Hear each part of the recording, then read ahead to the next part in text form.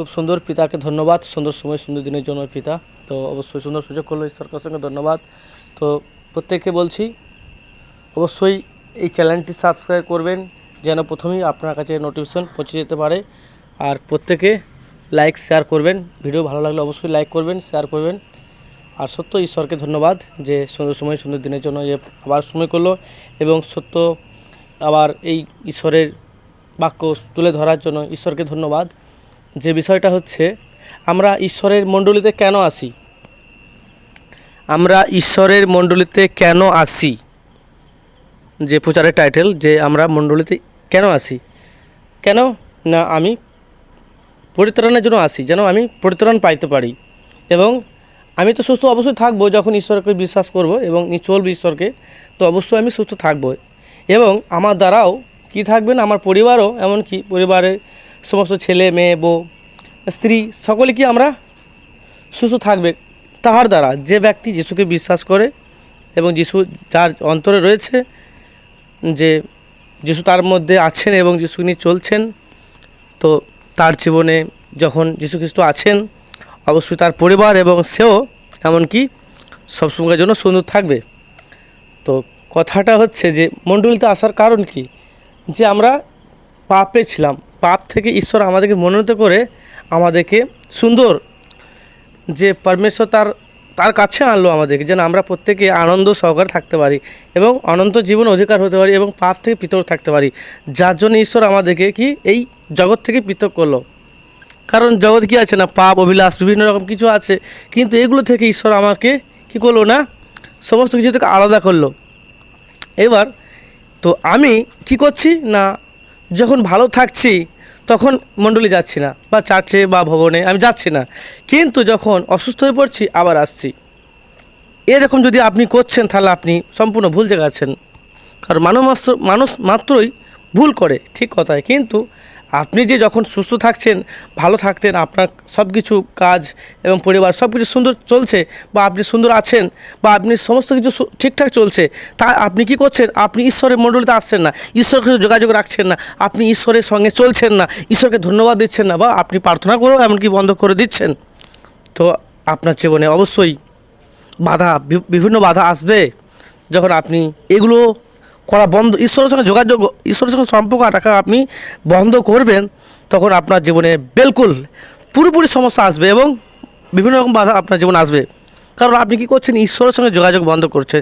যে পরিত্রাণদাতা আপনাকে মনোনীত করলো, আপনার মানে আপনি যে তার সঙ্গে চলবেন, যে আপনি পরমেশ্বর আপনাকে মনোনীত করেছেন। পরমেশ্বর বলে যে তুই আমাকে মনোনীত করেছো, এমন নয় আমি তোমাকে মনোনীত করে আছি।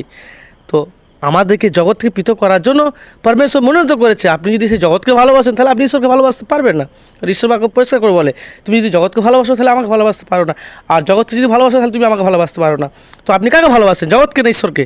তো আপনি যদি ঈশ্বরকে ভালোবাসেন তাহলে ঈশ্বরকে সময় দেন, ঈশ্বরের কাছে আসুন, ঈশ্বরের মণ্ডলীকে আসুন। আপনি যখন সুস্থ থাকেন তখন ঈশ্বরের কাছে আসুন, আপনি যখন অসুস্থ থাকেন তখনও ঈশ্বরের কাছে আসুন, আপনার পরিবার যখন অসুস্থ ভোগ করছে তখনও আপনি ঈশ্বরের কাছে আসুন, আপনি যখন কোনো সমস্যার মধ্যে পড়ছে তখন ঈশ্বরের কাছে আসুন, আপনি যখন আনন্দ আছে তখন ঈশ্বরের কাছে আসুন, আপনার জীবন মানে খুশি ভরে যাচ্ছে তখন ঈশ্বরের কাছে আসুন। আপনি সব সময়কার জন্য ঈশ্বরের কাছে আসুন। কারণ আপনি যখন সমস্যা এবং কঠিন সময় হোক বা উত্তম সময় হোক বা আনন্দের সময় হোক, আপনি সব সময়কার জন্য কি ঈশ্বরের কাছে আসুন। যখন আপনি এমনভাবে আসতে থাকবেন, ঈশ্বর আপনার জীবনের সমস্ত আশীর্বাদ নিয়ে আসবে। যখন আপনি সম্পূর্ণভাবে ঈশ্বরকে নিয়ে চলবেন, তখন ঈশ্বর আপনার জীবনে সমস্ত আশীর্বাদ নিয়ে আসবে। আপনার জীবনে আশীর্বাদ অবশ্যই আসবে, কিন্তু এটা করবেন না যে আপনি যখন ভালো থাকছেন, সুস্থ থাকছেন, তখনই আপনি মণ্ডলীতে যাচ্ছেন না। এটা আপনি করবেন না, কারণ এটা হচ্ছে আপনার জীবনে একটা ভয়ানক সময় যে আপনাকে ধ্বংস করতে পারে। আপনি যখন সুস্থ থাকছেন তখন আপনি যাচ্ছেন না, আপনি যখন ভালো আছেন তখন ঈশ্বর মণ্ডলীতে যাচ্ছেন না, আপনি যখন সম্পূর্ণভাবে সব কিছু ঠিকঠাক চলছে তখন আপনি যাচ্ছেন না, আপনি সম্পূর্ণ ভুল জায়গায় রয়েছেন এবং আপনি মারাত্মক সময় দিকে যাবেন। যখন আপনি ঈশ্বরকে দোষারোপ করবেন, ঈশ্বর তুমি থাকতে কেন এটা হচ্ছে, ঈশ্বর তুমি থাকতে এটা কি করে হয়ে গেল, তুমি কি দেখতে পাও না, তুমি কি শুনতে পাও না, আমি তোমার সন্তান। কারণ সত্যি এই জায়গাটা খুব ভয়ানক হয়ে উঠবে, আর আপনি তখন দুঃখ করবেন, তাহলে দাঁত ঘষবেন, চুল ছেড়বেন। কারণ সেই সময় ঈশ্বর আপনার সবই থাকবেন, কিন্তু আপনি ঈশ্বরকে ভুল বুঝবেন, ঈশ্বর অবশ্যই আপনার সঙ্গে আছে, ঈশ্বর আপনার সঙ্গে আছে, আপনার সঙ্গে রয়েছেন, কিন্তু আপনি সম্পূর্ণভাবে ঈশ্বরের উপরে আঙুল তুলবেন। ঈশ্বর আপনি দেখতে পাচ্ছেন না, আপনি শুনতে পাচ্ছেন না, আপনি আমি আপনাকে কত ডাকছি, কতভাবে আপনাকে আরাধনা করছি, অর্থাৎ আপনি বাক্যে নেই। যদি পোলে যে আমরা লাইনটা নিই ঘরের মধ্যে, তো সব কিছু রেডি আছে, ঘরের সমস্ত লাইট, বাল্ব, বোর্ড, যে এ টু জেড কি সমস্ত কিছু ঠিকঠাক লাগানো হয়েছে, হ্যাঁ, কিন্তু বোর্ডে যে মেন কানেকশানে জোড়া হয়, আপনি সেই কানেকশানটা জোরেননি, তো কী হবে, সেখানে লাইন আসবে, আপনি সুইচ মারছেন, লাইন আসবে না। সেরকম ঠিক আপনি যখন মণ্ডলীর সঙ্গে যোগাযোগ না রাখবেন, মণ্ডলীর সঙ্গে যোগাযোগ যাওয়া আসা না করবেন, তখন আপনার মধ্যে ঠিক কানেকশানটা এমনভাবে কেটে দেওয়া হয়, তো আপনি যখন ঈশ্বর মহিমা দেখতে পান না, যখন বড় ধরনের কোনো সমস্যার মধ্যে, ছোটোখাটোর মধ্যে পড়েন, তখন আপনি ঈশ্বরের কাছ থেকে কোনো কিছু আশীর্বাদ পান না, কারণ আপনার যে আপনি জান না, আপনি কানেকশান কেটে রেখেছেন, তার জন্য আপনার জীবনে কোনো কাজ হচ্ছে না। কারণ আপনি যদি আশীর্বাদ সম্পূর্ণভাবে পেতে চান, সম্পূর্ণভাবে চলতে চান যিশুতে, তাহলে সম্পূর্ণ মনোযোগ সহকারে ঈশ্বরের কাছে আসতে থাকুন, সমস্ত আশীর্বাদ আপনার উপর আসবে। আপনি যেটা ইচ্ছা করবেন, ঈশ্বর সেটা কি আপনাকে করবেন, যখন আপনি মনোযোগ সহকারে ঈশ্বরের প্রতি মন দিয়ে চলতে থাকবেন। ঈশ্বর আশীর্বাদ কেউ আটকাতে পারবে না, আপনি অবশ্যই আশীর্বাদযুক্ত হবেন, এবং ঈশ্বর আপনাকে হর সময় আনন্দ আর খুশিতে রাখবে। কারণ ঈশ্বর তিনি আমাদেরকে আনন্দ করার কথা বলেছেন। তোমরা প্রভু বললেন তোমরা আনন্দ করো, আবার আনন্দ করো, 15বার বলিব আনন্দ করো, আনন্দ করার কথা বলেছেন, আমাদের সর্বদা আনন্দ করতে বলেছেন। তাই আপনি যখন বেশি ভালো থাকেন, সুস্থ থাকেন, তখন ঈশ্বরকে ধন্যবাদ করুন, প্রার্থনা করুন, মণ্ডলীতে আসুন, ঈশ্বরের সঙ্গে যোগাযোগ রাখুন, ঈশ্বরের সম্পর্ক রাখুন, আপনি সমস্ত কাজে সাফল্য হতে পারবেন, সমস্ত কাজে এগিয়ে যেতে পারবেন, সব কাজে আপনি এগিয়ে যেতে পারবেন। কারণ ঈশ্বর আপনার সহবর্তী, ঈশ্বর আপনার সঙ্গে আছেন। যখন আপনি সব সময় ঈশ্বরের কাছে সময় দেবেন, প্রার্থনা করবেন, মণ্ডলী আসা যাওয়া করবেন, ব্যাস এইগুলো করতে করতে আপনি ঈশ্বরকে গভীরভাবে জানতে পারবেন, আর গভীরভাবে জানার পরেও আপনি ঈশ্বর আশীর্বাদ সম্পূর্ণভাবে পেতে পারেন। তো অবশ্যই যখন আপনি সবসময় ঈশ্বরের সঙ্গে জুড়তে থাকবেন, চলতে থাকবেন, আসতে থাকবেন, তখন আপনার মধ্যে সমস্যা আসবে, কিন্তু সেই সমস্যা বেশিক্ষণ থাকবে না, ক্ষণেকের জন্য সে যাবে এবং সঙ্গে সঙ্গে চলে যাবে, আসবে কিছুক্ষণের জন্য, সে সঙ্গে সঙ্গে আবার চলে যাবে। যখন আপনি অধিকার লাগাবেন, যে ক্ষমতা আপনাকে দেওয়া হয়েছে, যে শক্তি আপনাকে দেওয়া হয়েছে, যে পাওয়ার আপনাকে দেওয়া হয়েছে, ওই শক্তিকে আপনি যখন ব্যবহার করবেন, ওই পাওয়ারকে আপনি ব্যবহার করবেন, তখন ওই সমস্যা সঙ্গে সঙ্গে গায়েব হয়ে যাবে।